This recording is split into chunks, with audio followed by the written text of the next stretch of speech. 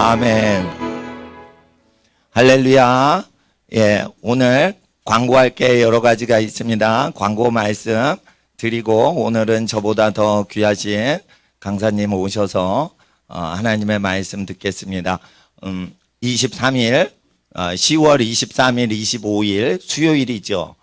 수요일이고 25일은 금요일입니다.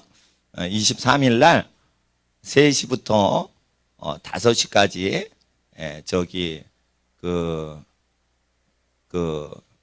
법대 교수님이 오시고, 근데 미국 변호사님이시고, 그래서 미국과 한국의 교육 전문가이시면서 법률 전문가세요. 그래서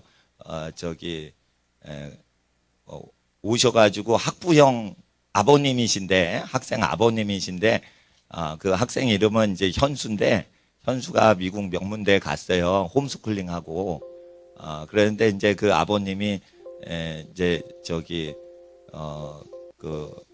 교육 세미나를 하십니다. 특강. 근데 미국 교육과 한국 교육의 전문가세요. 그리고 대학생 실제 선발하시는 국립대학 우리나라 교수님이시고 또 미국의 법률가이시기 때문에 3시부터 5시까지 수요일 날 23일 날 저쪽 교육관에 계시면은 4시부터 5시까지 특강하시는데 약간 질의응답 궁금하신 거 있으면은 이렇게 금요일 날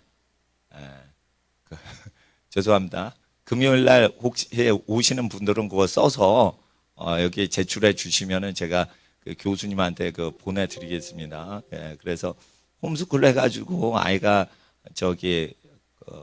좋은 대학 명문대 이렇게 갔기 때문에 그런 것들 나누시고자 이렇게 부탁을 하셔서 미국 유학은 부잣집 자제들만 해당되는 거라 교회에서 하기가 조금 그렇다고 제가 살짝 질문을 드리니까 가난해도 다 공부만 잘하면 다 하는 법이 다 있다고 그러시더라고요. 그래서 그러니까 교육 전문가시니까 법률 전문가시고 교육 전문가시니까 이제 교육 문제에 관심 있으신 부모님들은 자녀들하고 다음 주 수요일 날 4시부터 강의인데 3시까지 오셔가지고 외국어 단어 이렇게 외우고 있거든요. 아이들이. 그때 이제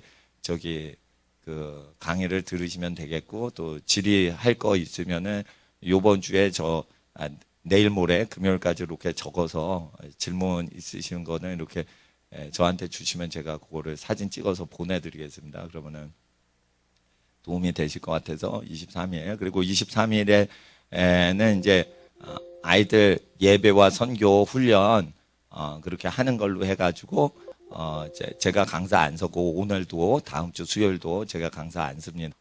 금요일 날 저녁 예배는 25일은 쉽니다. 저희 교회. 그러니까 혹시 기도하시고자 하면은 광화문으로 가시면 되는데 사람이 많이 오실 수 있으니까 여유가 되시면은 광화문에서 한정류장 전에 내리셔가지고 이렇게 걸어가셔도 지하철에서 나오시기가 좀 편하실 수 있으실 것 같기도 합니다. 그래서 교회들이 많이 나오실 것 같아서 그래서 공산주의 정책에 대항해서 기독교인들이 압도를 한 적이 역사상 처음입니다. 요번이 전 세계 기독교사에서 공산주의자들이 사회혁명할 때 기독교인들이 숫자적으로 압도를 한 사건이 역사상 처음이에요. 그래서 이 나라가 굉장히 지금 비전이 있는 겁니다. 그렇기 때문에 역사적인 어떤 사건이 지금 10월 달에 우리나라에서 지금 일어나기 때문에 공산주의자는 다 점령한다 라고만 했어요. 기독교를 잡아 죽이는 종교, 정치로만 알았는데 기독교인들이 목숨 걸고 달라들 때 공산주의자들이 이제 꺾입니다. 권력 다 장악했는데도 이게 겁나가지고 기관단총 들고 막 이렇게 경비 서요. 겁이 났다는 거예요.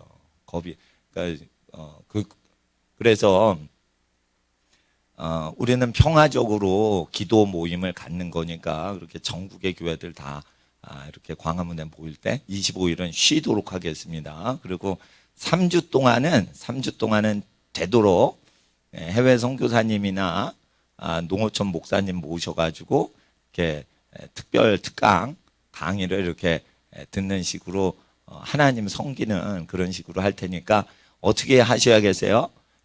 전도를 많이 그게 하셔가지고 선교사님이나 목사님들한테 은혜 많이 받으시러 그게 전도해 주시면 감사하겠습니다. 그리고 요번 주 가정교회 섬기시는 가정은 신청서 쓰셔가지고 뒤에 데스크 위에 올려주시면 방문하시는 목사님들한테 전달 드리겠습니다.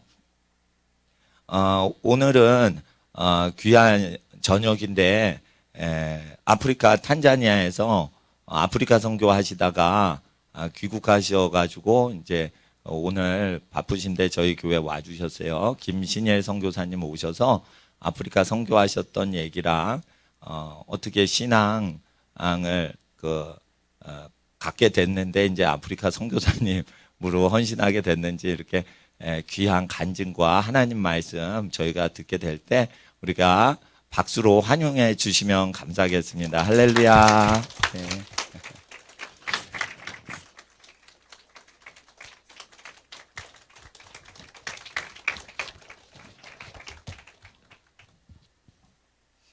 말씀 시작하기 전에 우리 말씀 하나 볼까요?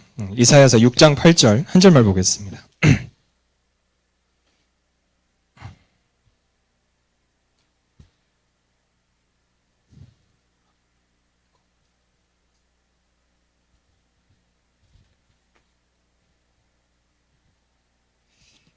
이사야서 6장 8절 한 절입니다. 한 목소리로 같이 읽겠습니다. 시작.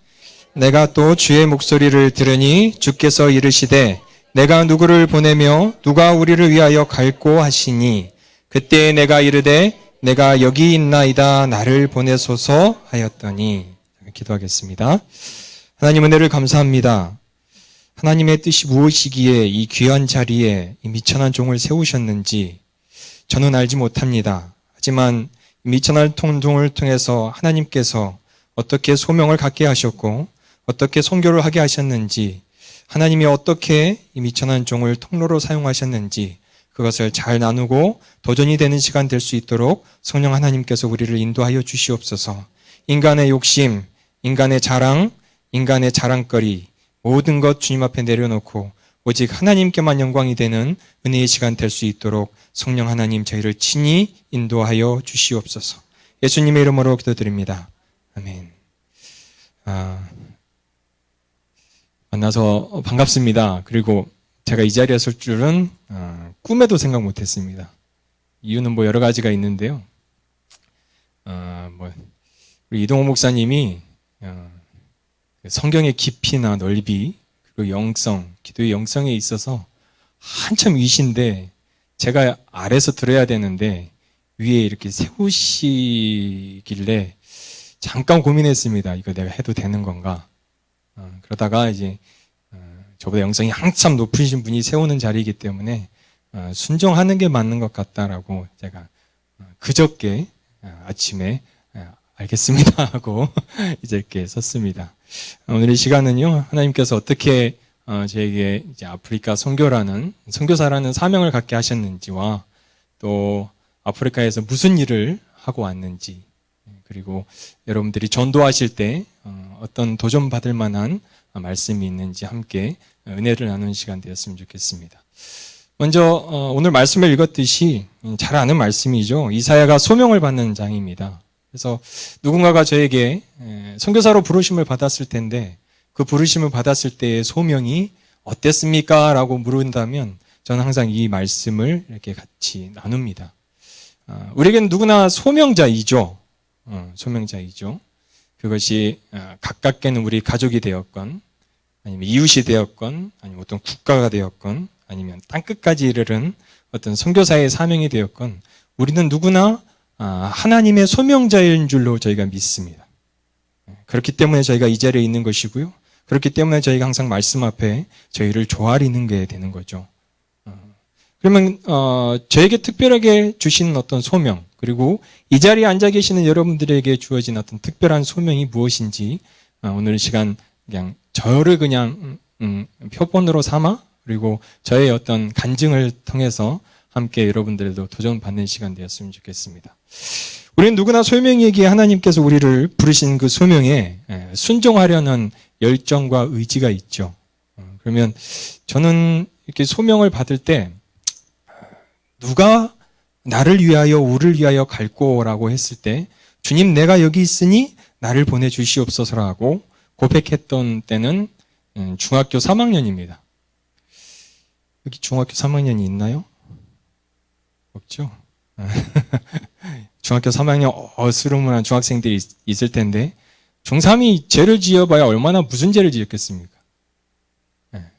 무슨 죄를 많이 그렇게 지었습니까? 근데 오늘 기도를 하는데 하나님께서 눈물을 펑펑 흘리게 하시는 겁니다.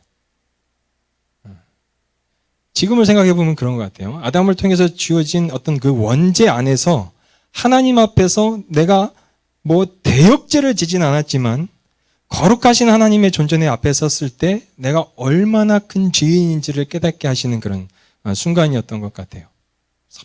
펑펑 울고 그리고 그러면 하나님 내가 무엇을 해야 되겠습니까? 라는 어떤 내적 고백이 있었습니다. 그래서 그날부터 그럼 내가 하나님 오늘부터 1년 동안 한 성경 일독을 한번 해보겠습니다. 누가 시킨 것도 아니에요. 그래서 성경 일독을 했습니다. 하는 도중에 이제 이 구절이 이제 지나가는 거죠. 이 구절이 지나가는데 이 구절이 쑥 지나갈 때 바로 오늘 읽은 이 본문 가운데 그러면 하나님 이 땅의 복음이 가장 안전해진 곳에 내가 갔으면 좋겠습니다. 라는 그런 내적 고백이 있고 그럼 그게 어딘가? 마침 그때 이제 책을 읽고 있었는데 그 책이 이제 선교와 관련된 책이었어요. 선교와 관련된 책이었는데 그 책을 읽다가 그러면 아프리카인가? 언뜻 그런 생각이 들더라고요. 그래서 들어서 그러면 아프리카를 가야 되겠다. 그때부터 이제 영어 공부도 열심히 하고 선교하려면 영어가 안 되면 안 돼요. 안 되면 안 돼요. 혹시 선교사 지망생이 있으면 영어 안 되면 가지 마세요 그냥. 선교지에서 가장 문제가 되는 게 뭐냐면 말이 안 되는데 열정만 가지고 오신 분들이 문제가 됩니다. 말이 안 되면은요 그냥 내 사역지가 한국인가 생각하시고 그냥 한국에 그냥 열심히 사역하시면 됩니다. 그래서 그때 어쨌든 영어 공부를 열심히 했어요. 그러면서 오늘 이 시간 이제 어르신들도 있고 또 저도 이제 저희 아이들과 함께 이제 어르신들 같이 살고 있는데 같이 나누고 싶은 거는 제가 이제 그렇게까지 제가 생각하고 또한 그런 내적인 어떤 소명을 받기까지는 저희 할머니 영향이 굉장히 컸어요. 저는 어렸을 때 이제 할머니하고 같이 살았거든요. 근데 할머니가 제가 어렸을 때 살았을 때 그 고향 마을은 차가 하루에 3대 들어옵니다. 버스가. 아침에 한 대, 점심에 한 대, 오후에 한 대. 굉장히 이제 어촌 마을이면서 농촌 마을이죠. 그런데 이제 그곳에 이제 교회가 세워져야 되는데 저희 할머니가 하셨던 일은 교회가 없는 곳에 목회자가 왔을 때 이 목회자가 교회를 세우는데 열심으로 헌금을 했어요. 그리고 그 교회가 드리는 모든 예배를 다 참석했습니다. 그리고 그 예배에 항상 저를 데리고 다니셨어요. 새벽이 됐던 구역 예배가 됐던 수예배가 됐던 주일 저녁이 됐던. 근데 희한하게 그 피가 저희 아이들에게 동일하게 이렇게 넘어가는 것 같아요. 저희 아들이 새벽에 4, 5시 일어나서 교회 가자 그러면 그냥 버뜩 일어납니다. 하나님이 주시는 그 영적인 은혜가 이렇게 계대가 되는 건가? 라는 어떤 그런 의도 하는데. 그래서 죽기까지 충성한 게 무엇인가? 교회와 하나님 앞에 그런 자세와 마음을 저희 할머니한테 이렇게 이어받았어요. 공교롭게도 저희 어머니 아버지는 아직도 신앙이 없으십니다. 그런데 지금은 우리 아들 목사다 선교사다라고 자랑은 하고 다니세요. 언제 이번에 저희가 잠깐 들어왔을 때 저희 목표가 우리 어머니 아버지가 교회 문턱이라도 좀 넘게 하자라는 어떤 그런 각오가 있습니다. 그때 막 성경을 읽을 때 저희 아버지가 굉장히 저를 못하게 했어요. 고등학생이 무슨 성경이냐 공부해야지. 그래서 저녁에 이제 모래 성경을 읽고 있으면 들켜가지고 성경책을 집어 던지시고 그리고 돈 있으면 차비 있으면 교회 가니까 차비를 안 주시는 거예요. 그래서 교회 저희 집에서 교회까지 한 2시간 걸렸거든요. 2시간을 걸어갔습니다. 그냥 고등학교 때. 그러면서 이제 저희 청소년기가 그렇게 부르심을 받았죠. 부르심을 받으며 아침에 이제 고등학교 때인데 아침에 이제 첫 차 타고 교회 가는 겁니다. 교회 가서 아침에 이제 큐티를 해요. 학교는 7시까지니까 6시 반쯤에 큐티한 걸 정리하고 이제 교회를 갑니다. 그렇게 이제 하나님 앞에 소명자로서 살아가고자 개인적인 수고와 노력은 그렇게 했던 것 같아요.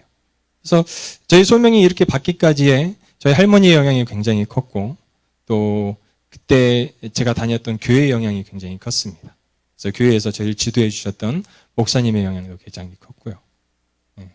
그렇게 이제 소명을 받고 준비하고 이제 아프리카에 가야 되겠다. 그래서 아프리카어도 공부하고 여러 가지 사건들이 있었는데 결국은 이제 아프리카로 가게 되었죠.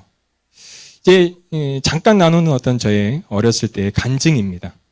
이와 같은 일들과 사건들과 관계 속에서 하나님께서 저를 준비시키셨고 또 하나님께서 그곳에 보내셨고 근데 중간에 여러 가지 이제 가야 되나 말아야 되나라는 어떤 갈등들이 좀 있긴 했었어요. 목사님도 가끔 이제 어떤 선교단체에 대해서 얘기를 하는데 저도 이제 인터콥이라는 선교단체에서 할 수 있는 이 훈련을 다 받았고 이제 그때 막 이제 아프가니스탄 전쟁이 막 끝났을 때 2004년이죠. 이제 아프가니스탄에 이제 인터콥에서 단기 선교사가 필요하다 그래서 이렇게 청년대에 갔습니다. 근데 거기서 이제 너무 이제 그 현장에서 보여지는 그런 선교의 이상과 그런 게 이제 다 깨지는 거예요, 이제. 그래서 가야 되나 말아야 되나 여러 가지 고민을 하다가 결국은 하나님께서 가게 하시더라고요. 가게 하시는데 뭐 저의 의지와 노력으로 간 게 아니라 뭐 저희 아내도 있고 저희 아이들도 있고 저희 식구들도 있고 그래서 다 이제 하나님께서 이렇게 모두 다 이제 하나하나 이렇게 밝게 하셔서 결국은 이제 아프리카 탄자니아에 가게 되었죠.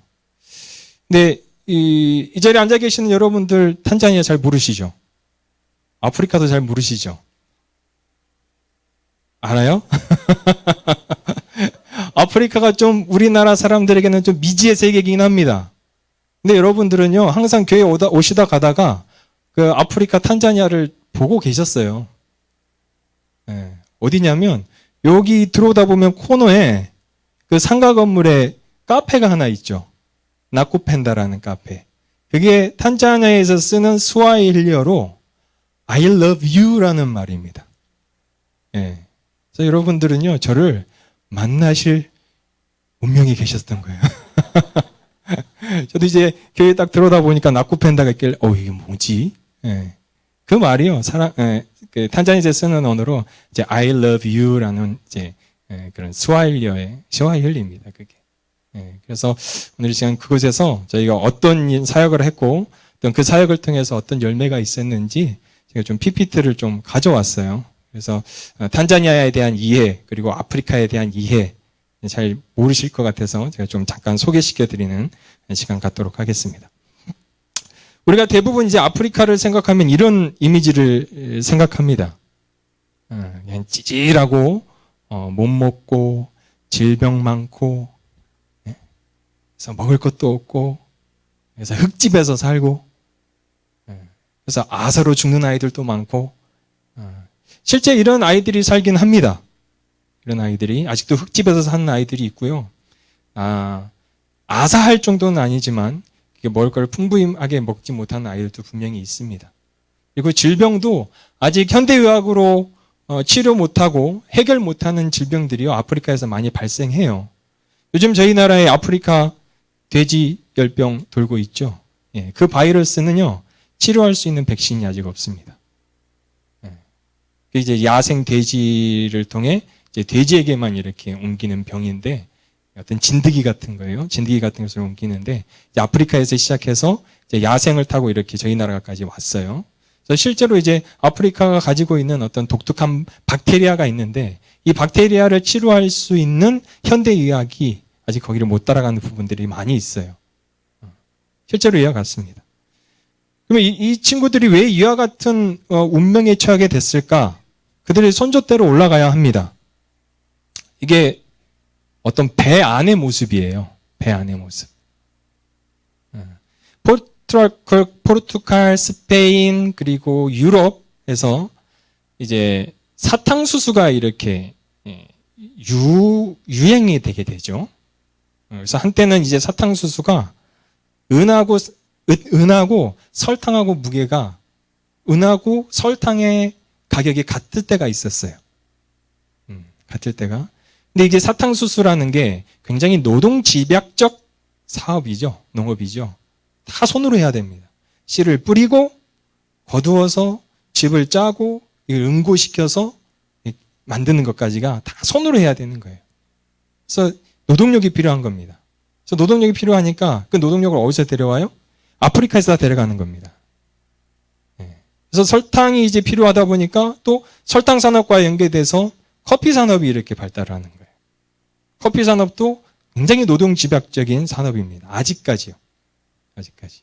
그래서 그 노동력을 어디에서 충당을 했냐? 다 아프리카, 서부 아프리카에서 많이 이렇게 데려갔어요. 거기에 이제 데려갈 노예가 없으니까 이제 남부로 내려오고 남부에서 이제 동부까지 이렇게 오는 거죠. 그래서 아프리카 대륙은 굉장히 서양인들에 의해서 착복을 많이 받았던 땅이에요. 그렇기 때문에 그들의 현재의 모습이 이와 같은 모습일 수밖에 없는 거죠. 그래서 우리가 흔히 알고 있는 아프리카의 모습은 이런 겁니다. 이런 거예요. 그런데 이제 저희가 가서 살아봤을 때 탄자니아를 잠깐 소개하면 탄자니아는 전체 인구가 저희 나라랑 비슷해요. 한 5천만 명 정도? 5,400만 정도? 근데 종족은 저희 나라는 다린민족이지만 여기는 129개 종족이 있습니다. 129개 종족이라는 거는 각각의 종족이 언어가 다르다는 거예요. 뭐 이웃하는 종족하고 비슷할 수도 있지만 각각의 종족이 언어가 다르다고 생각하시면 됩니다. 그런데 이제 공용어를 써요. 스와힐리어라는 공용어.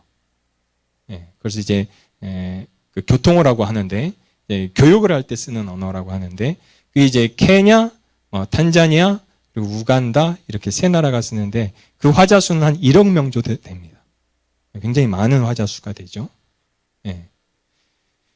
그리고 이제 영국의 지배를 받았기 때문에 이제 이 영어를 이제 공식어로 또 사용을 해요. 또 나라의 크기는 저희 한반도 남북한에 합한 거에 한 4배 정도 됩니다. 4배 정도. 4배 정도 되고 이제 종교는 이제 기독교, 무슬림, 그다음에 토속 종교가 한 3대 3대 3 그 정도가 되고요. 그래서 그 나라의 경제력은 세계에서 한 185번째? 185번째면 저희 나라가 뭐 GNP, GDP 뭐 나눠서 뭐 한 10위 내외죠? 10위 내외인데 지 나라는 한 185위 정도 돼요. 아주 못 사는 나라죠. 그래서 탄자니아는 아프리카 중에서도 참 못 사는 나라 중에 하나예요. 그래서 탄자니아에서 어디 케냐를 가거나 남아공을 가거나 나이지리아를 가거나 어디서 오셨어요? 그러면 탄자니아에서 왔습니다. 그러면 아이고. 그리고 뭐 한인 마트에 가면은요 남아 있는 그냥 그 라면 같은 거 다 주세요. 가서 드시라고. 그 정도 이제 국가 경쟁력을 가지고 있는 곳이라고 생각하면 됩니다. 근데 알게 모르게 저희 나라에 이렇게 탄자니아는 많이 소개가 됐어요. 세렝게티 아시죠? 동물의 왕국 보면 맨날 나오는데 세렝게티가 이제 탄자니아하고 케냐하고 연결되어 있는 거고요. 킬리만자로 산 아시죠? 킬리만자로 산도 이제 탄자니아에 있는 겁니다.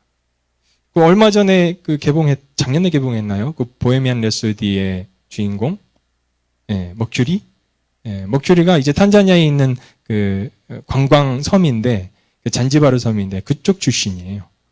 그래서 알게 모르게 탄자니아에는 저희 나라 이렇게 많이 소개되어 있습니다. 그래서 아주 비참한 역사와 아주 비참한 상황에 처해 있는 이 나라지만은요, 이게 화질이 잘 보일까요? 그냥 제 핸드폰으로 찍은 사진이에요. 화질이 더 좋으면 잘 보일 텐데 제가 찍은 것도 아닙니다. 제 딸이 그냥 가다가 예쁘다 가다 찍은 거예요. 그냥 사진기를 들이대면요 이게 그냥 나옵니다. 이런 그냥 나옵니다. 이래요 그냥. 어떤 보정 들어간 것도 아니고 이것도 그냥 창문 열고 그냥 가다가 이렇게 찍은 거예요. 그래서 사진기를 들이내면 그냥 작품이 하나 나온다? 그렇게 생각하시면 됩니다. 이건 제가 직접 찍은 건데 아침에 이제 사자가요 누 한 마리를 잡아먹었어요.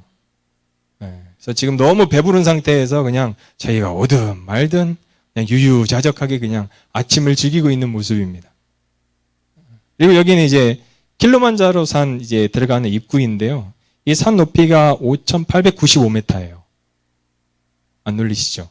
저희 나라 가장 큰 산이 북한에 있는 백두산이잖아요. 백두산이 한 2,900, 800 얼마인가? 그래요. 거의 2배입니다, 그냥. 그래서 킬리만자로 산이 그 꼭대기에 항상 그 만년설이 있어요. 그 만년설이 녹아가지고 지하를 타고요, 한 40km를 내려갑니다. 만년설이. 그리고 40km 밖에서 이런 오아시스를 형성을 해요.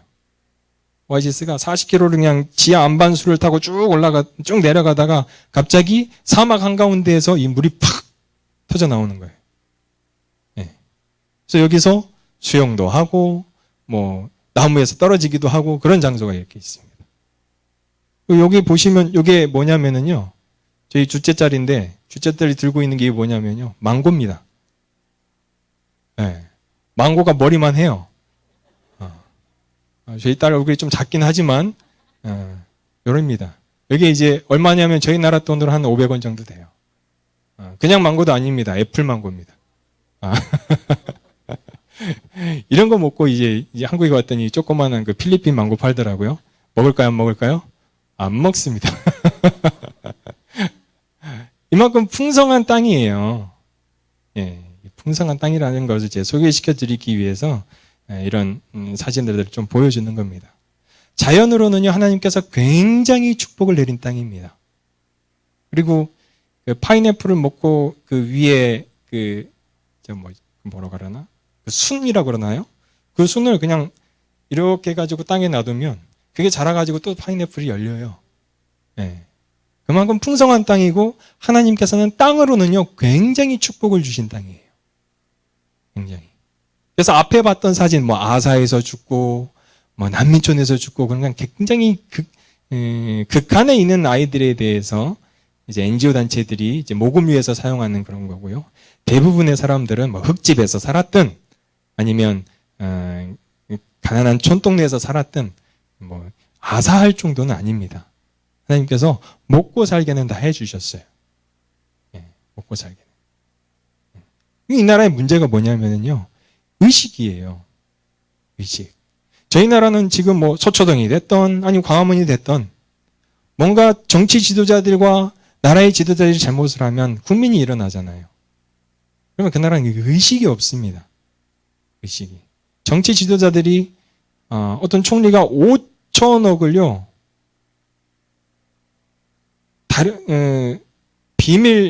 스위스 비밀 통장으로 이렇게 이체를 시켜놨어요. 걸렸습니다. 그냥 총리직에서 면하면은요, 그게 끝이에요.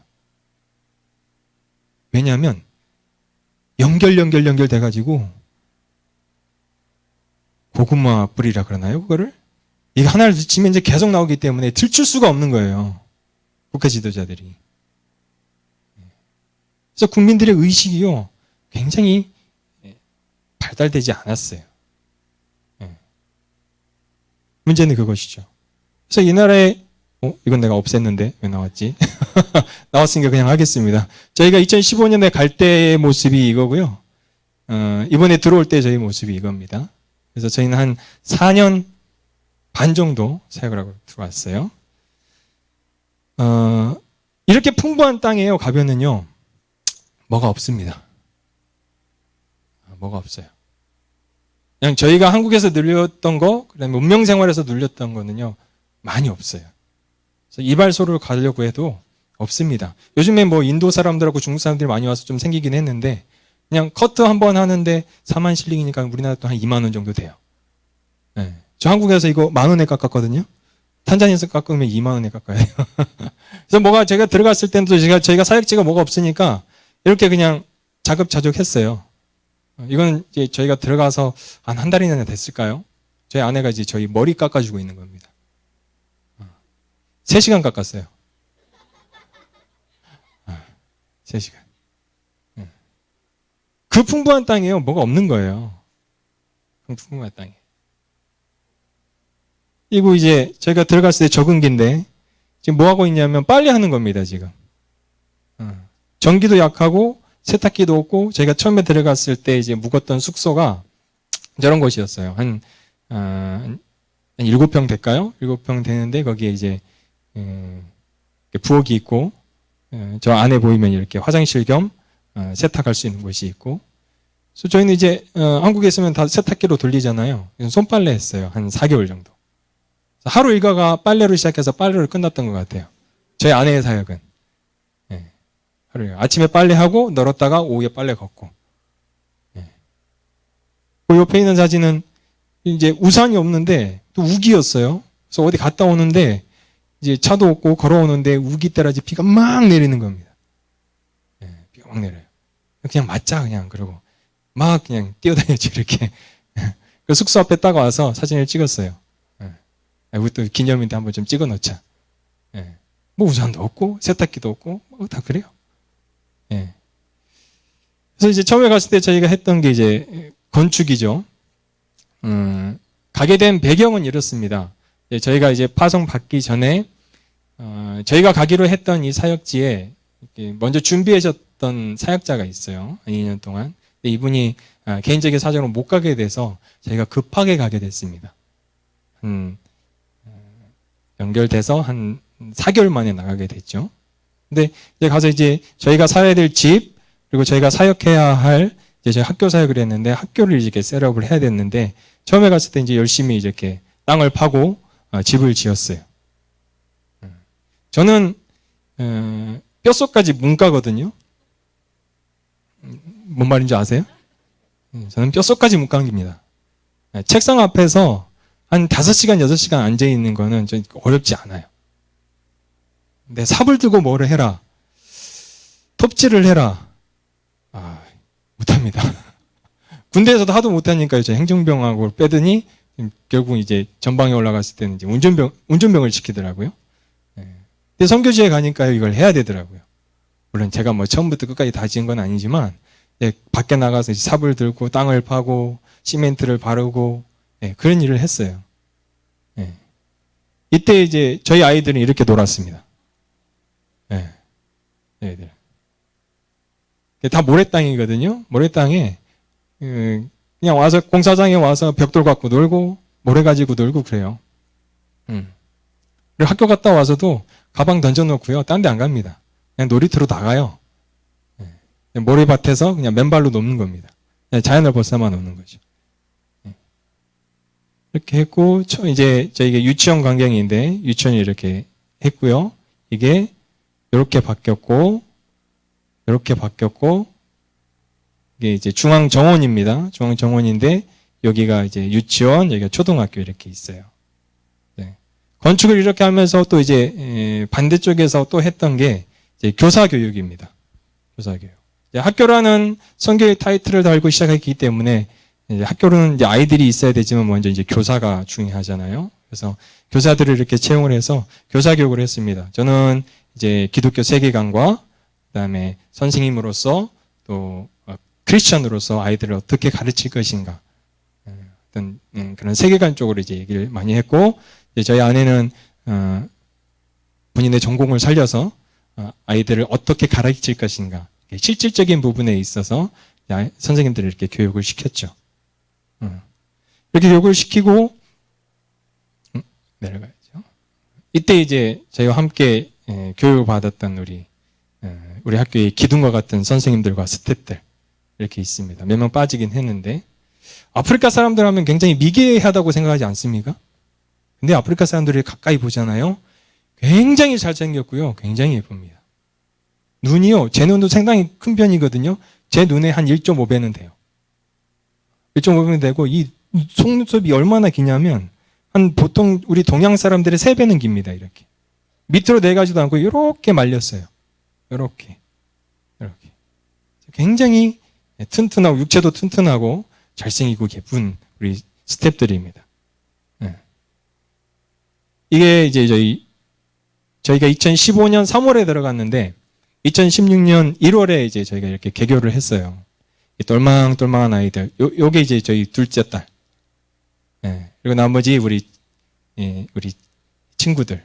처음에 한 8명으로 2016년에 그렇게 시작을 했어요. 예. 그러다 보니 이제 2017년에 1월에 찍은 사진인데 요만큼 늘었습니다. 요만큼.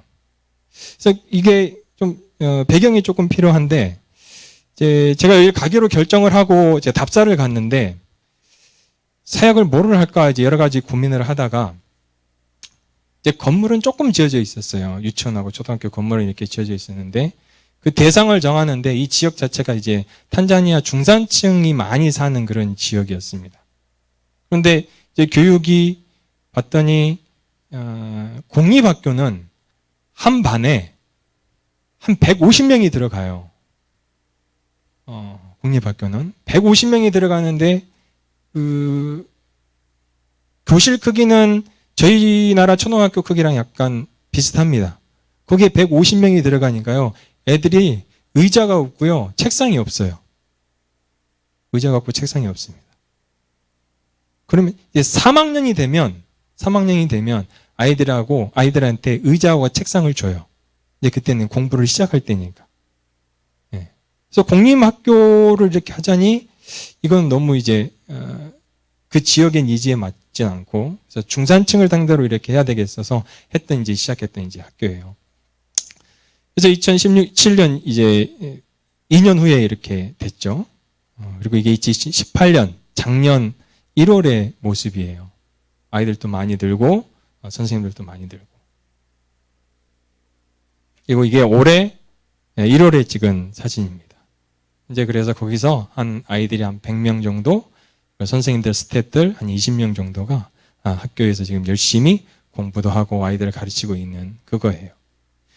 이렇게 했던 원래 이제 선교사로 이렇게 파송을 한다는 것은 일기 사역은요 그냥 현지 파악하고 현지 언어를 배우고 어떤 사역을 할지 이제 방향을 정하는 기간인데 저희를 파송한 교회에서 이제 그게 이미 진행되어 온 프로젝트이기 때문에 제가 그냥 들어가서 막 시작을 했던 겁니다. 뭘 알겠어요. 제가 아프리카를 전공을 했다고 하지만 영문과 나온다고 해서 영어 잘하는 거 아니잖아요. 그렇잖아요.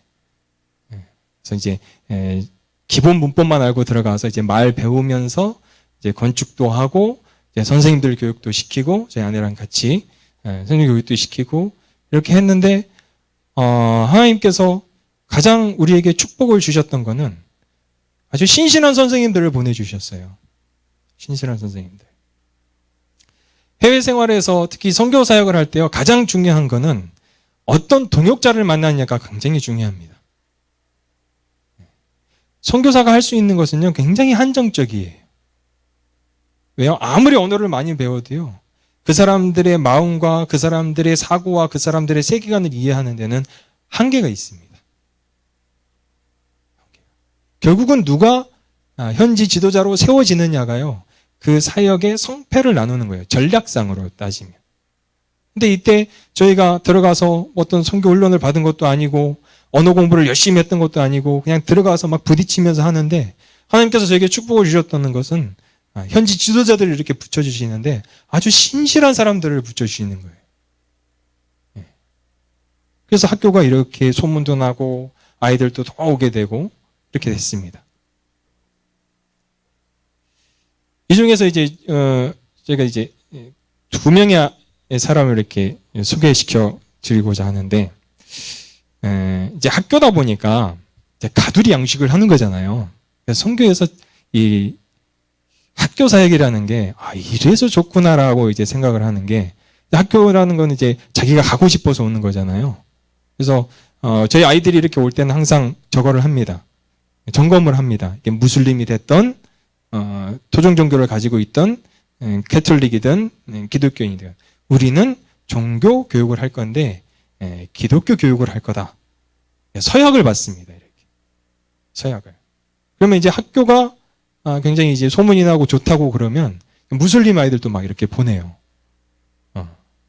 기독교 아이들이야 이제 가르치면 가르치는 건데 무슬림 아이들을 보내면 이 무슬림 아이들이 라마단 기간에는 항상 금식을 해요. 아침에 와서 예배를 드리는데 라마단 기간이라서 아침하고 점심 사이에 차이를 먹거든요. 또 안 먹어요. 직원들도 마찬가지예요. 무슬림이 있으면 무슬림들은 아침에 말씀을 들어도요, 점심이나 이때요, 뭘 안 먹습니다. 그리고 가장 이제 아이들에게 저희가 신경을 썼던 것은 아침에 예배를 드릴 때 이제 암송을 시키는 거예요. 말씀은 어디에다 새기는 겁니까? 마음판에 새기는 거죠. 마음판에.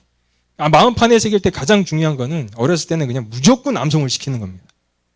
그래서 한 달에 하나씩, 한 구절씩 이제 암송을 시키면 1년에 10구절을 암송을 해요. 누적으로. 그러면 3년을 다녔다. 그러면 39절을 암송을 하는 겁니다. 누적으로. 아이들이. 실제로 이제 저희 둘째가 저희 학교 개교에서부터 마지막까지 있었던데 사도신경, 주기도문, 십계명, 그리고 하나님에 대해서, 예수님에 대해서, 인간에 대해서, 성경에 대해서 그 정리된 그 구절들을 그냥 달달달 암송을 시키는 겁니다. 그리고 아이들이 잘못을 하잖아요. 잘못을 하면 이 아이를 선생님하고 같이 데려와요.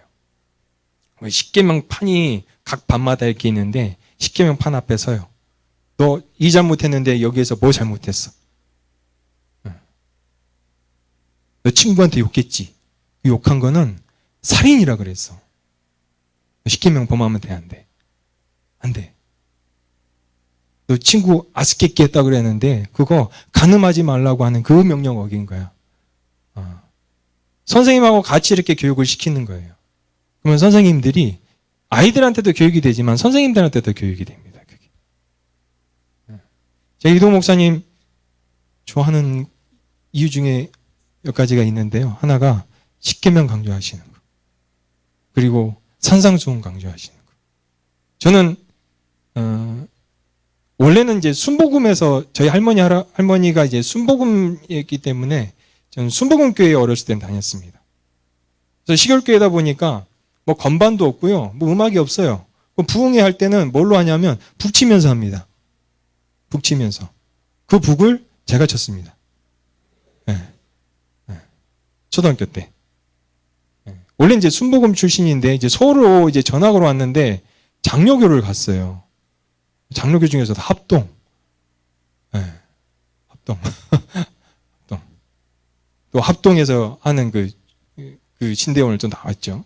그러다 보니까 이제 은혜에 대해서는 이렇게 강조를 많이 하지만 이 행위에 대해서는 굉장히 강조를 안 하는 게 이제 그쪽이죠. 근데 분명한 것은 이게 균형이 맞아야 되는데 한쪽이 너무 크거나 한쪽이 작거나 그건 아닙니다. 사도 바울도요. 항상 그 서신서를 보면요. 항상 반은 교리에 대해서 얘기하고 반은 실제 구체적으로 살아가는 그 삶의 구체적인 현장에서 어떻게 살 것인가를 얘기해요. 부부관계에서 어떻게 살 것인가. 부모의 관계에서 어떻게 살 것인가. 우리말로 표현하면은 회사에서 어떻게 살 것인가. 상정과 하인의 관계에서도 얘기를 하죠. 아주 구체적인 말씀과 구체적인 적용들이 있는 겁니다. 그렇기 때문에 아이들을 양육할 때도 교육할 때도 어떻게 이 땅에서 너희들이 암송하고 믿고 있는 하나님의 뜻대로 살 것인가. 아이들한테 중요한 거는 말씀 그대로 사는 거예요. 그래서 이때 교육을 할 때 아이들이 잘못하면 그 십계명판 앞에 섭니다. 그래서 이거 잘못했지. 너 이거 범한 거야. 할 거야 안 할 거야? 너 이거 범했지. 할 거야 안 할 거야? 아이들에게도 교육이 되고 더 긍정적인 것은 선생님들한테도 교육이 되는 거죠. 그 중에서 이 두 명의 이 골수 무슬림들이 있습니다. 골수 무슬림들이. 라마단 기간을 그렇게 잘 지키는 골수 무슬림.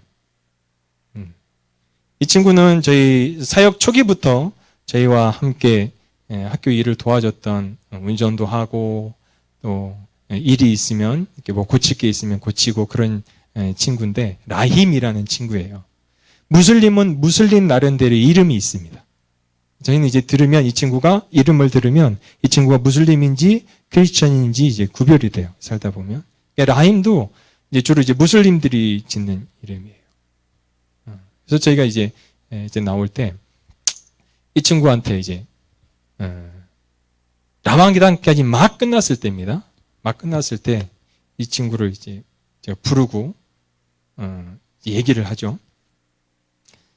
라힘아, 내가 목사로서 너에게 마지막 꼭 해주고 싶은 말이 있다. 네 안에 예수 그리스도 계시고 네 안에 예수 그리스도가 계시기 때문에 너를 나와 만나게 했다. 내가 너에게 마지막 진짜 해주고 싶은 말이 있는데 네가 이 말이 믿어지면 아멘 좀 해줄래? 네 안에 예수 그리스도 계시고 그 예수 그리스도 안에 영원한 생명이 있고 이 예수 그리스도를 믿으면 너 영생 얻는다. 복음이죠. 이 친구가 그 말을 듣자마자 저한테 하는 얘기는 아미나. 아미나가 이제 스왈리어로 아멘이라는 말입니다. 우리가 많은 사람을 전도하고 또 전도할 때 복음을 전합니다. 전도할 때 복음을 전하는데 그 복음을 전할 때 무슬림이 개종을 했다는 것은요, 네, 놀라운 거죠. 전하는 전하, 그 친구 입에서 나오는 아미나라는 말이나 이게 희열입니다. 그건 희열. 그 옆에 있는 이 친구는요, 이름이 음키자라는 아이예요. 아버지가 고위공무원입니다. 고위공무원이고 골수 무슬림 집안이에요. 제가 어느 날 이 아이 집에 이제 신방을 갔습니다. 아주 똘똘한 친구예요.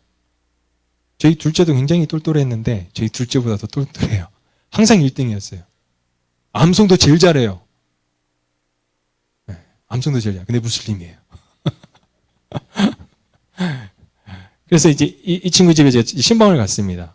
막 갔더니 이제 이 친구가 없어요. 그래서 아버지랑 만나서 이제 얘기를 하고 있는데 이 음키자가 막 밖에서 뛰어들어오는 거예요. 뛰어들어오는데 이제 모양을 봤더니 저희 학교는 이제 교복을 입고 오거든요. 이렇게 교복을 입고 오는데 집에서는 복장이 또 다르더라고요. 무슬림 복장이에요. 펑퍼짐한 거 있죠. 펑퍼짐한 거고 이제 조금 더 골수다 그러면 이제 모자에 뭐 씁니다. 이렇게. 네. 이 친구가 오후에 학교 끝나고 집에 가서 우리나라로 얘기하면 무슬림 학당이죠.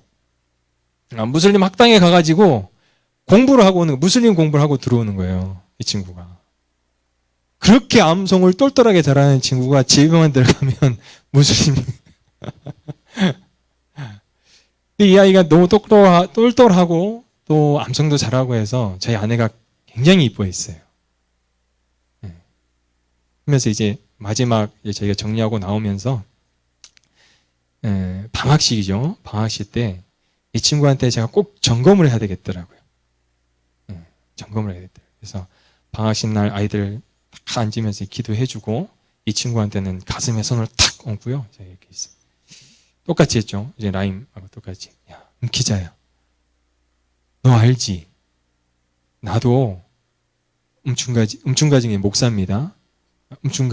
마마 음충가지가 이제 저희 아내를 이제 마마 음충가지라 그래요. 나도 마마 음충가지도 너 정말 사랑하는 거 알지? 근데 나나 마마 음충가지보다 너를 더 사랑하시는 분이 예수 그리스도다. 그 예수 그리스도가 네 안에 계신다. 예수 그리스도 믿으면 그 이름 안에 영원한 생명이 있다. 야, 기자야, 너 그거 믿냐? 뭐라고 했을까요? 아까 제가 말해드렸잖아요. 아미나 하는 겁니다. 할렐루야. 예.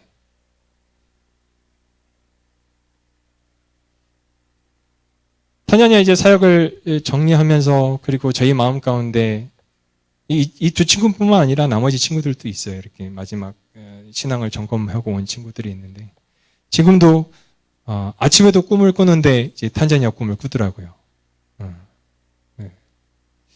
제 마음 가운데 전도를 했는데 전도한 대상이 예수 그리스도를 영접하는 것은 우리의 힘이 아니라고 배우죠.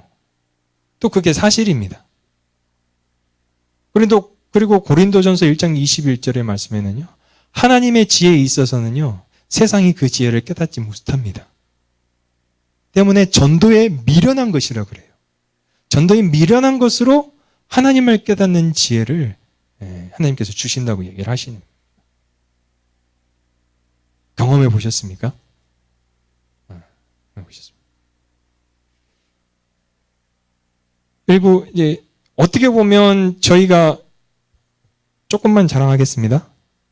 조금만.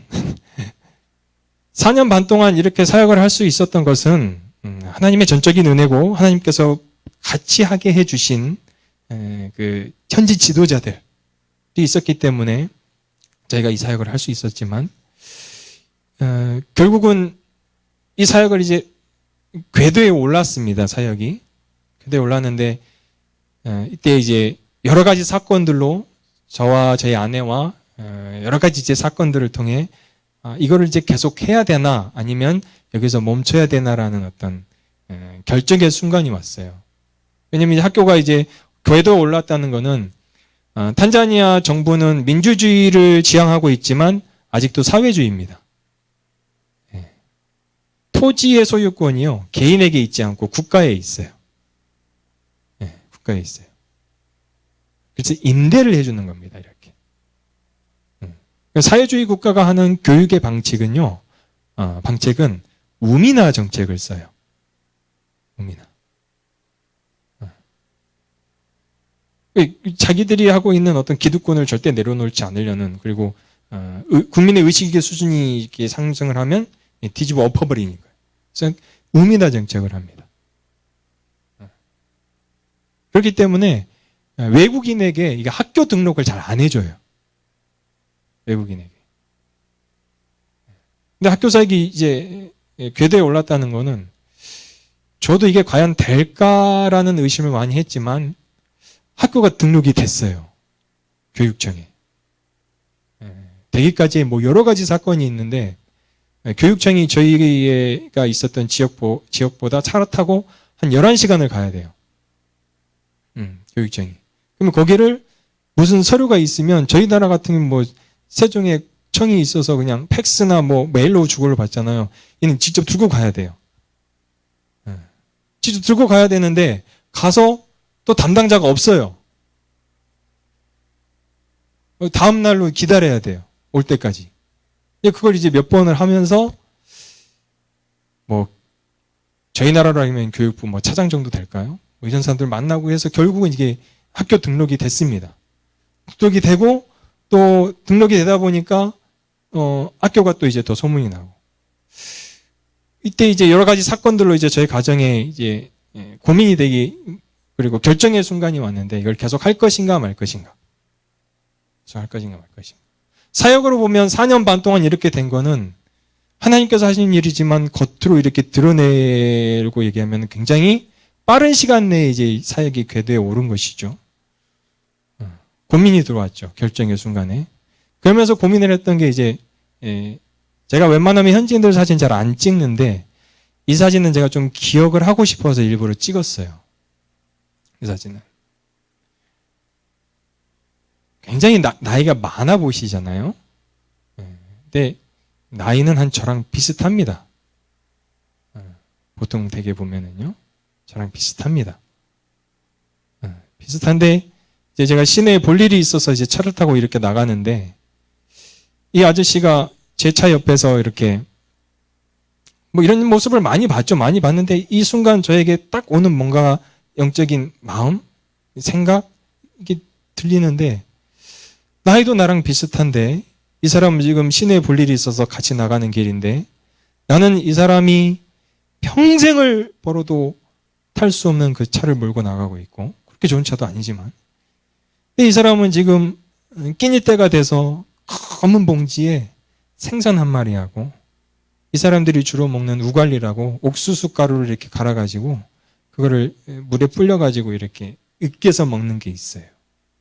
그걸 이렇게 먹고 있는 겁니다. 이렇게. 그래서 제가 이 사람을 보면서 강하게 주시는 어떤 메시지가 있었어요. 내가 지금 이 사역을 계속하면 내 개인적으로는 영광을 받을지 모르겠지만 하나님께는 영광이 안 되겠다. 하나님께는. 아주 좋은 환경. 누가 봐도 선교 사역을 했을 때 자랑할 만한 사역. 그것도 5년도 안 돼서 이루어진 이런 사역. 이게 소문이 나고 또 뭐 어떤 책으로도 내버리면 와, 어떻게 보면 겉으로 보면 화려한 사역이고 성공한 사역이겠죠. 그러나 하나님께서 분명하게 말씀을 통해서 우리에게 주셨던 말씀은 복음은 고아와 가부와 가난한 자에게 복음이 전해질 때 그게 하나님께서 가장 큰 축복이고 하나님께서 가장 기뻐하시는 사역임을 말씀을 통해 우리에게 보여주지 않습니까? 이 사람들은 어떻게 할까요?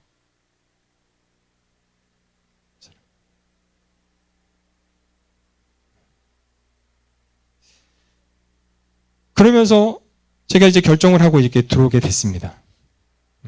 어떻게 보면 이제 선교 사역지에서 이제 파송교회가 어떤 문제로 선교사를 이렇게 정리하는 경우는 있지만 선교사가 사표를 내고 나온 경우는 거의 없죠. 네. 사역의 방향이 이건 아니다. 가난한 자들, 고아와 가부에게 분명한 말씀과 복음이 증거되는데 우리의 삶과 우리의 사역이 사용될 때 하나님께서 우리를 더 기뻐하실 것 같다라는 그런 마음과 그런 생각을 주셨습니다. 그리고 나와서 그 사역을 지금 저희는 준비하고 있습니다. 저를 통해서 하나님께서 선교지에서 역사하셨던 그런 간증들입니다. 그리고 저희가 지금 처해 있는 상황이기도 하고요. 또 목사님께서 내일 이제 전도하러 나가실 때 전도를 어떤 마음으로 어떤 복음 전파를 어떤 마음으로 해야 될까 그것도 조정이 됐으면 좋겠다라고 말씀을 하셔서 오늘 같이 나누는 말씀 중에 저희가 좀 더 전도를 할 때 우리가 어떤 마음과 어떤 자세로 해야 될지 그거를 잠깐 마지막에 좀 나누도록 하겠습니다. 먼저요, 전도를 할 때 우리에게 가장 중요한 것은요, 전도를 할 때 가장 중요한 것은 우리가 하나님 앞에서 거룩한 옷을 입고 있냐 이것입니다. 우리가 하나님 앞에서 깨끗한 마음으로 전도자의 삶을 살고 있냐 이것입니다. 오늘 읽은 이 이사야 말씀에는 이사야가 소명을 받을 때요. 이사야 6장 5절에 이사야가 이렇게 고백을 합니다. 그때 내가 말하되 화로다 나여 망하게 되었도다. 나는 입술이 부정한 사람이요 나는 입술이 부정한 백성 중에 거하면서 만군의 여호와이신 왕을 배웠음이로다 하였더라. 이사야가 환상을 봅니다. 환상이 뭐냐면 거룩한 성전에 하나님의 거룩이 가득 찹니다.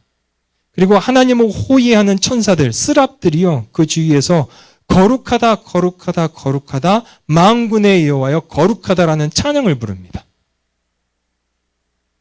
이 거룩하신 하나님 앞에 섰을 때 이사야가 뭐라고 고백하냐면요. 화로다 나여 망하게 되었도다라고 얘기해요. 망하게 되었도다. 이사야는 선지자로 세움을 받은 선지자이죠. 우리가 어떻게 보면 그 선지자로 세움을 받기까지 하나님께서 얼마나 거룩하게 단련시켰을까 상상할 수도 있습니다. 그리고 이사야 5장에는요. 이사야 입을 통해서 화로다라고요. 이스라엘 백성들에게 화를 선포합니다. 그 화가 6번에 걸쳐서 선포가 돼요. 왜 화냐? 왜 너희가 망할 수밖에 없느냐? 너희가 전토와 전토를 이었지 않냐? 너희가 집과 집을 이었지 않냐? 지금 시대로 얘기하면 부동산 투기했지 않냐? 이겁니다. 또 다른 화는요. 너희가 독주에 취했다고 합니다. 독주에. 흥청망청 사는 것이죠. 흥청망청. 또 다른 화는요. 너희가 선을 악하다 하고 너희가 악을 선하다 하는 세대다. 이렇게 화를 6번 이사야 선지자를 통해서 6번 선포를 합니다. 근데 그 화를 선포한 이사야의 입에서요. 거룩한 하나님의 존재 앞에 딱 거룩을 대하시니까요. 그 화를 선포한 입술이요. 얼마나 더럽고 얼마나 추악하고 얼마나 하나님 앞에서 추악하고 더럽한 모습인지 자기 모습을 발견하는 겁니다. 그러면서 이사야가 뭐라고 얘기합니까? 입술의 부정한 백성 가운데 거주하면서 만군의 여호와신 거룩한 하나님 앞에 내가 섰습니다라고 납작 엎드립니다. 마지막 화를 누구에게 선포를 하는 겁니까, 그러면? 자기 자신에게 선포를 하는 거죠. 세상에 화를 선포한 그 입술이요, 얼마나 더럽고 취약했던지 마지막 화, 7이라는 숫자는 유대인에게는 완전수입니다. 6번의 화는 세상에 대해서 선포를 하고요, 마지막 완전하게 선포되는 그 화를 자기 자신에게 선포를 하고 있는 거예요. 때문에 소명자는요, 반드시 하나님 앞에서 거룩하셔야 됩니다. 전도자는요, 하나님 앞에서 반드시 거룩하셔야 됩니다. 이사야 선지자가 마지막 그 화를 자기에게, 완전한 7번째 화를 자기에게 선포했다는 것은요, 자기가 거룩하지 못하다는 것을 하나님 앞에 자백하고, 주여, 거룩하신 하나님이요, 내가 하나님 앞에서 거룩하게 되기를 원합니다라고요, 자기 자신을 납작 엎드리는 겁니다.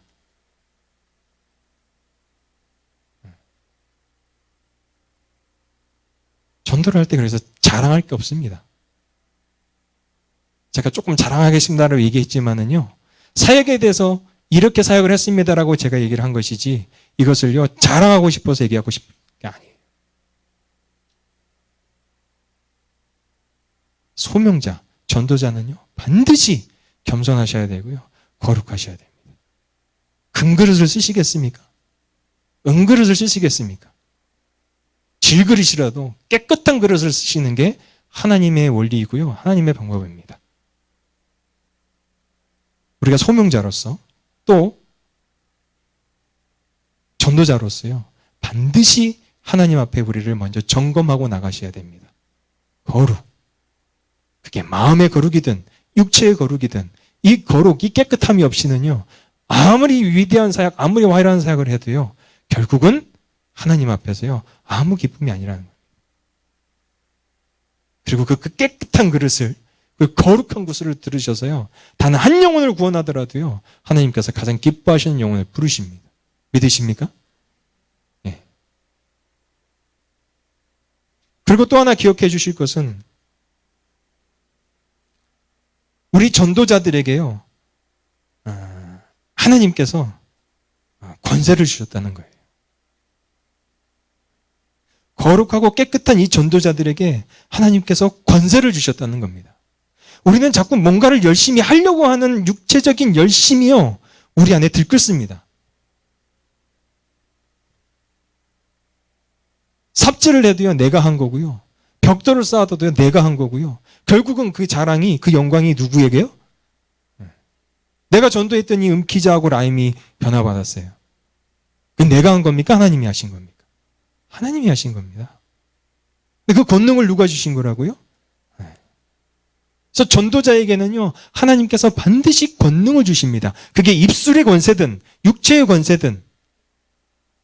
근데 우리는 자꾸요, 뭔가를 행위에 초점을 맞춰서 내가 이거 했네, 내가 이렇게 변화시켰네가 아니에요.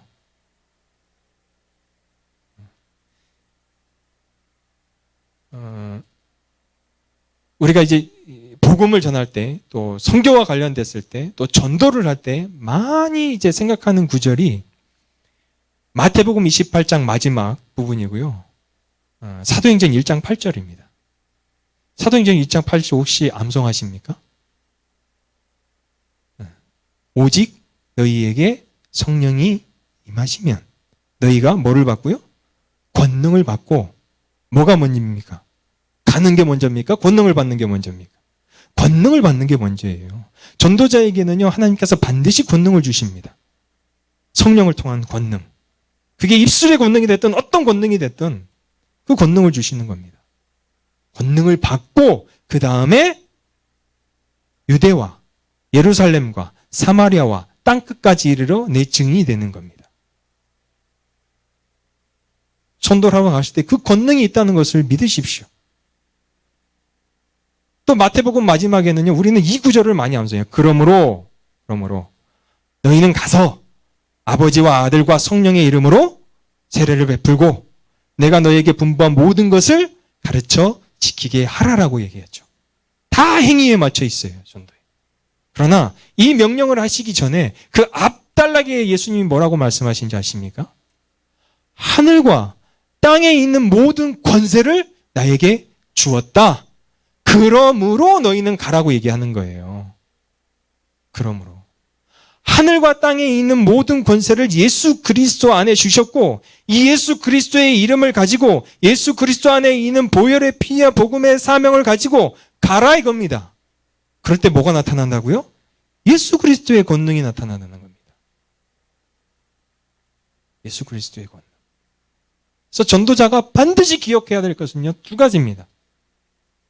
첫째는요, 전도자이기에 앞서서요, 하나님 앞에 무릎 꿇어야 될 죄인이라는 거예요. 이사야 선지자가 그 거룩하신 하나님의 존전 앞에 섰을 때 화로다 나여 망하게 되었도다. 입술이 부정한 백성 가운데 살면서 내가 주님 앞에 섭니다. 이 거룩을 지향하는 백성에게요, 하나님께서 그 전도자의 길을 갈 때요, 하나님께서 분명하게 하늘과 땅의 권세를 주십니다. 성령을 통해서요, 권능을 주신다는 거예요. 그리고 우리는 단지 뭘로 사용됩니까? 스피커로 사용되는 거예요. 스피커로. 전도에 미련한 것을, 예수 그리스도 안에 생명이 있다는 것을 우리의 입으로 선포했을 때요, 그 권능을 성령님께서 역사하신다는 겁니다. 도구이고 스피커이지요, 우리가 본질이 아니라는 것을 기억하셔야 돼요. 말씀을 통해서 우리에게 주시는 교육과 전도자의 마음의 태도와 전도자의 전도의 삶의 기초입니다. 여러분들이 내일 이제 전도의 현장으로 나가시고, 또한 여러분 평생에 있어서 전도자의 삶을 사실 때 이 두 가지를 반드시 기억해 주시기 바랍니다. 거룩하셔야 됩니다. 깨끗한 그릇이어야 됩니다. 그게 육체가 됐던 영이 됐건. 그리고 그 길에 있어서요, 하나님께서 분명하게 하늘과 땅에 있는 예수 그리스도 안에 있는 권세를 주십니다. 우리는 미련하다고 생각할지 모르지만요, 그 미련한 것으로요, 세상의 지혜를 파합니다. 아멘. 기억하시고 이 땅에서 전도자의 삶을 거룩하게 살아내시는 믿음의 성도들, 믿음의 전도자들 되시기를 주님의 이름으로 간절히 부탁드립니다. 기도하겠습니다. 하나님 감사합니다. 제가 바울처럼 태장을 맞은 것도 아니고, 제가 바울처럼 파선하여 바다를 헤엄쳐 나왔던 사람도 아니고, 제가 바울처럼 옥에 갇힌 사람도 아니지만 선교사로 부르셔서 있었던 사역들을 간증하게 하심을 감사드립니다. 하나님, 이와 같은 전도자의 삶을 살기로 작정한 우리 모두에게 거룩한 그릇이 될 수 있도록 저희를 축복하여 주시옵소서. 그리고 이 거룩한 그릇을 쓰셔서 이 전도에 미련한 것으로 이 땅의 지혜와 이 땅의 모든 지혜를 파하시고 오직 예수 그리스도의 복음을 이 땅에 전하게 하시는 통로로 사용하여 주실 것을 저희가 간절히 믿습니다. 우리가 의식적으로든 우리가 무의식적으로든 이와 같은 권세를 가진 믿음의 사람으로서, 전도사로서 이 땅을 살아갈 수 있도록 성령 하나님께서 늘 우리를 인도하여 주시고, 그와 같은 삶을 살아갈 때 성령 하나님이 우리의 모든 생사 주관을 맡아주실 것을 주여 간절히 바라옵나이다. 예수님의 이름으로 기도드립니다. 아멘. 우리 하나님께 영광의 박수 돌려드리겠습니다. 예, 우리 한 번만 더 우리 일가친척 구원을 위해서 부모님과 또 친구분들 예수님 믿으시고 집 근처에 가까운 우리 형제님들 모든 교회 함께 하시길 기도하며, 두 번째로는 우리 선교지에 열방에 있는 모든 선교지의 교회들이 하나님의 복음으로 예수님의 이름으로 구원 얻게 하시는 전도의 구령의 열정이 타오르게 하옵시고, 또 내일 전도합니다. 목요일은 전도하는 날인데 우리의 입술과 우리의 심령을 사용하여 주셔서 복의 근원이 되도록 우리를 사용하여 주시옵소서. 주여, 5분 동안 기도하겠습니다. 주여, 주여, 주여. 거룩하신 아버지 하나님, 예수 그리스도 주님의 복음을 증거하는 하나님의 자녀들 되게 하옵시고, 일가친척 모든 분들이 구원에 이르게 하옵시고, 예수님의 거룩하신 보혈로 죄사함을 받게 하여 주시옵시고 생명길로 인도하는 하나님의 자녀들 되게 하여 주시옵소서. 거룩하신 아버지 하나님의 나라가 땅에 임하시게 간절히 기도합니다. 성령으로 우리를 충만하게 하시고 아버지 하나님의 거룩의 기름 부음이 아버지 하나님 전도하고자 하는 모든 자녀들에게 함께 하시길 간절히 기도합니다. 아버지 하나님 전도의 권능을 아버지 하나님 예수의 이름으로 부어주시는 하나님 오셔서 하나님의 거룩의 기름 부음 더하여 주시옵시고 아버지 하나님을 알지 못하는 일가 친척 모든 분들이 생명길로 부음받고 아버지 하나님의 거룩하신 구원을 예수님의 이름으로 구원 얻도록 주여 이 시간 간절히 기도하오니 아버지 하나님 복음을 증거하게 하옵소서. 복음을 증거하는 하나님의 자녀 되게 하옵소서. 생명길로 인도하게 하옵시고 아버지 하나님 우리가 복의 근원 되도록 주께서 함께 하옵소서. 만나는 모든 영혼들에게 하나님의 말씀을 증거하게 하시고 거룩하신 예수님의 말씀 그대로 전파하게 하여 주시옵시고 우리의 마음의 확신과 하나님의 성령의 권능으로 우리를 충만케 채워 주시옵소서. 아버지 하나님의 나라에 임하시길 간절히 기도합니다. 성령으로 함께하여 주시옵소서. 내일 아버지 하나님 앞에 전도할 때 성령으로 충만하게 하여 주시옵소서. 성령으로 충만하게 하옵소서. 성령으로 충만하게 하옵소서. 아버지 하나님 성령 충만하게 하옵소서. 성령 충만하게 하옵소서. 믿음 충만하게 하옵소서. 믿음 충만하게 하옵소서. 아버지 하나님을 알고 아버지 하나님을 섬기는 아버지 하나님의 거룩한 믿음으로 우리를 충만하게 채워주시옵소서. 하늘에 우러러 부끄러움이 없는 삶으로 주여 우리를 인도하여 주시옵소서. 아버지 하나님의 뜻이 땅에 이루어지게 하여 주시옵소서. 성령 충만하게 하여 주시옵소서. 하늘에 우러러 부끄러움이 없는 인생 되게 하여 주시옵소서.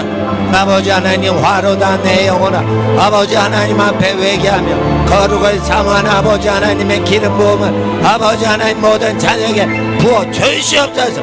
성령의 충만함을 더하여 주시옵소서. 아버지 하나님의 은혜가 모든 하나님의 자녀에게 함께 하시길 간절히 기도합니다. 하나님의 나라 임하옵소서. 거룩하신 우리 주 예수 그리스도 주님의 이름으로 기도합니다. 거룩하신 아버지 하나님 이 시간 아버지 하나님 복음 전도의 열정을 주시니 감사합니다.